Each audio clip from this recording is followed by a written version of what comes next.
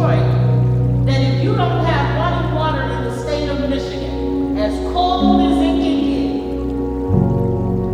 they will not take your children if you don't have lights and gas. But in the city of Detroit and the city of Flint, if you don't have running water for 72 hours, they will take your children. Then as a black woman having an American experience, then what I know is that my liberation has never been tie-barred to somebody coming and rescuing me. It has always been through self-determination and cooperative work that we have found ourselves on the path of liberation. We got a call in the early stages of 2014 where there was an entire apartment building in the city of Detroit where the landlord had failed to pay the water bill for this entire building of units with people and elders and mothers with multiple children trapped in this building with no water and sanitation. First, it's demoralizing. I mean, not to be able to get up in the morning, to brush your teeth and just to walk and take care of your basic hygienes is inhumane. And so that's one of the first things that you experience when you don't have water.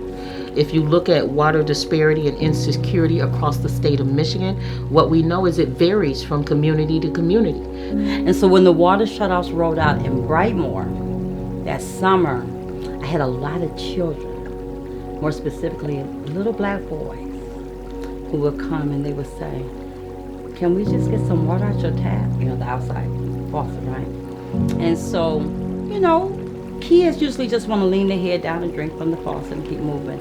But they were bringing jugs. And so as they were bringing jugs, it became abundantly clear how devastating the water shutoffs impact was having on the families.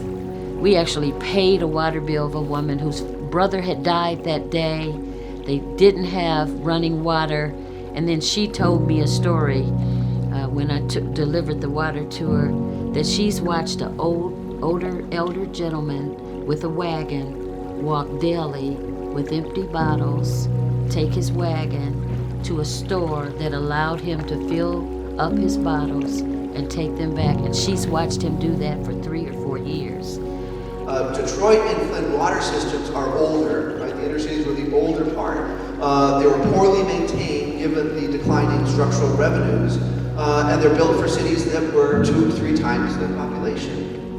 And the reason that you don't have people living there is because of the white flight. Right? It's not a big mystery. Right? They sort of often show that demographic of Detroit having 2 million people in 1950 and then down to 1/3 of that, like we don't know where those people went. Right? Well, I'll tell you, we do know where those people went. Right? We know where they live now. We know their addresses, and we know where they pay their property taxes. And it's not Detroit. Right? And if we have that understanding, we see that Detroit is left with a legacy of debt, a legacy of an aged infrastructure, and so is Flint, and not the opportunity, not the resources structurally to be able to support that. Flint and Detroit have a whole lot in common in terms of thinking about what's happened. At one layer, they're both older systems, and the cities are separated from the regions, so you have a regional balkanization and a separation between city and region. So the suburbs were built later, right? Often have newer water systems, often didn't combine the water and sewage overflow, which is a huge problem in Detroit in particular. So the cities were saddled with the oldest, most dysfunctional, most expensive parts of the infrastructure. As it stands today, you know, I don't see it improving, you know, with the takeover of the city of Detroit by the Great Lakes Water Authority. There are many things that I noticed that just growing up in the city that don't take place any longer. I mean, it used to be a clear instance where they would have, you know, trucks come out and just, you know, clean the lines. You know, you would see accordion type, you know, trucks, and they would just be flushing out all of the lines. You don't see that very much at all. And then the other thing that we know is that the nation needs about $5.5 to $6 trillion to address the overall infrastructure of the nation. And right now you only have a Congress that has been willing to commit about $1.74 trillion. So what that should say to all of us, somebody has decided that we should drink, we can't drink, or who will and will not drink. And so with that, some of the work that we know has to happen is there has to be a deeper commitment at the federal level in terms of investing in communities and our infrastructure.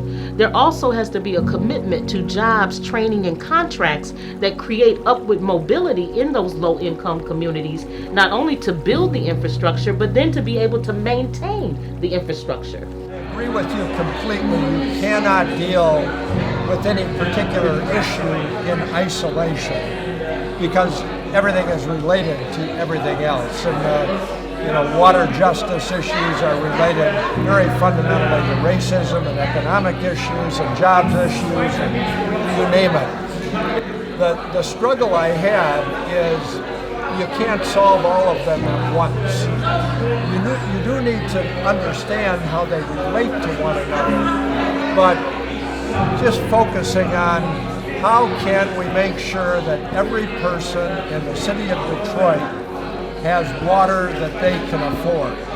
And I'm just wondering, and I'm new at this part of the water issues. I've dealt with a lot of industrial pollution and things like that, but in terms of making sure that good, fresh, clean water gets to every home in Detroit or Flint or southeast side of Chicago. So what I'd like to know is how can you be focused on one part, but then be aware of these other parts that are affecting it? If you don't have water quality, you have lost the value of water. And unfortunately, a lot of poor water quality has affected low-income, disadvantaged communities much more than other communities.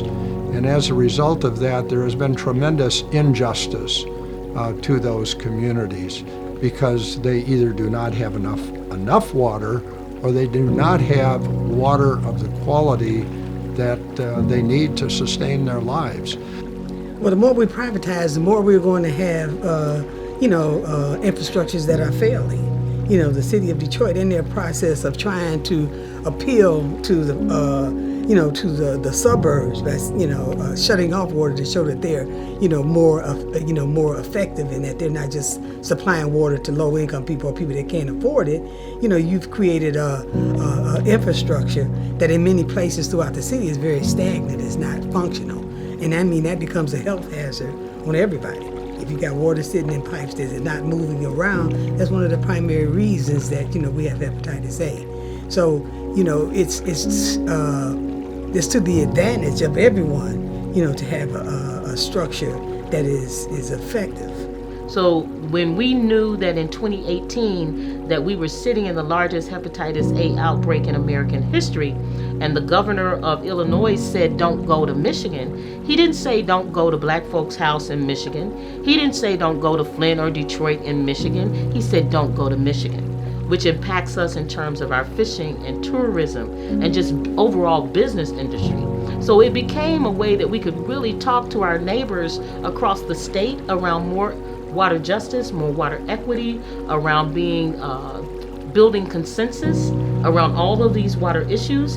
It also has helped us elevate these issues to a national stage, because now what you see is that it's not just Black folks in Detroit that can't afford their water, or poor folks in Flint that can't afford their water, but now what you know from research that has been rendered by Dr. Elizabeth Mack from Michigan State University, 35.6% of the nation is on pace to not be able to afford their water. So we're already in a national crisis. We actually had meetings with media that are grassroots and advocacy media, and as well as ACLU and other attorneys like Alice Jennings and others. That didn't happen in accident. We strategically met with Melissa to say, will you become the face so that we can keep attention on Flint? And the same thing happened about 4 months ago in Oscoda, where nobody would pay attention to really this national atrocity because it's poor white people. But the moment of power was that we understood that our struggle is deeply connected to Oscoda, and we showed up. I actually was out of the country, but I called in and did a roaming press conference to stand in solidarity, and then people from Flint actually went to Oscoda to stand in solidarity. That moment was transformational because the people of Oscoda, one, believed that Detroit didn't care about anything but getting their water on. They didn't care about Oscoda. What we demonstrated is beyond this political bifurcation, because this is what we're fighting. We are being bifurcated through our religious ideologies and bifurcated through political party stances. Water is fluid. It does not restrict itself to these man-made boundaries. The American viewpoint looks at individuals and not systems, and then looks at them through a racialized lens, and then likes to blame. So part of this is to be able to get people to shift the focus from the individual component to the systems component. Because the minute you start trying to look at the systems component, it's very clear that it's completely dysfunctional and broken. And it's associated with all sorts of sort of histories of the production of spatial racism and the hollowing out of the city and the exodus of white wealth and opportunity.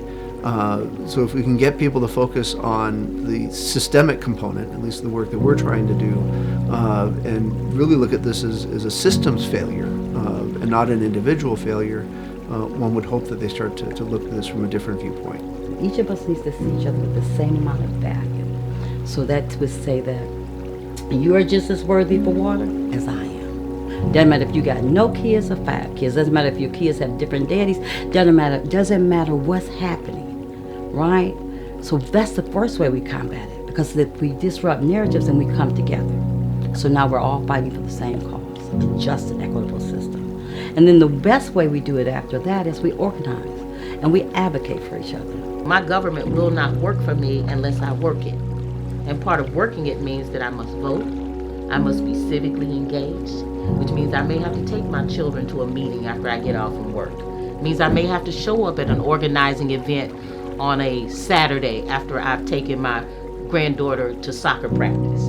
It means that I may have to maybe not buy that pair of shoes to invest in building wells in the west side of Michigan. So there is a sacrifice that tends to need to happen that I think sometimes we've gotten away from, especially since the Civil Rights Movement, where we forget that there were affluent blacks that funded our liberation, that invested in our community being able to be self-determined and to do this cooperative work in a way that was sustained. Now what you find is that we have not only allowed others to divest from our communities, we have also divested from our communities. If you did a power analysis and say who has the power to actually change the regional structure, you'd be educating people about the Great Lakes Water Authority. You would be targeting the board members of the Great Lakes Water Authority. You would be picketing the meetings of the Great Lakes Water Authority, and you would hold them accountable. And this, in theory, is still a democracy, right? And people need to be exercising their voice and making legitimate demands, righteous demands, that they be provided clean, safe, affordable water, which at a base level is a human right. Water as a human right means that water, all humans have a right to have access to clean, safe, affordable water.